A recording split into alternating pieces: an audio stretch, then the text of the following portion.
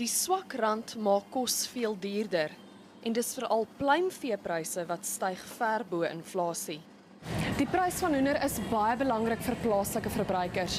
Vir talle is dit hulle enigste vorm van bekostigbare proteïene en ook deurslaggewend vir 'n gebalanseerde dieet. Die bedryf verskaf boonop werk vir 10.000 Suid-Afrikaners.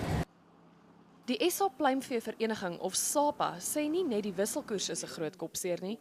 Die land het ook soveel mielies uitgevoer dat daar plaaslik 'n tekort is en dit weer ingevoer moet word. So die prys van produksie van hoender het klaar opgegaan, gaan weer op. Kan ons daai pryse verhaal? Ek dink nie so nie. Sit by dat mense sukkel nog met werkskepping en so aan.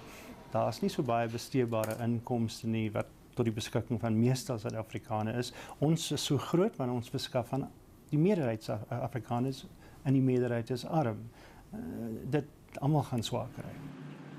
Hy sê hulle lede het die afgelope jaar sowat R1 miljard verloor aan wins en afgeskryfde bates. Koop plaaslik, want jy koop 'n plaaslike werk.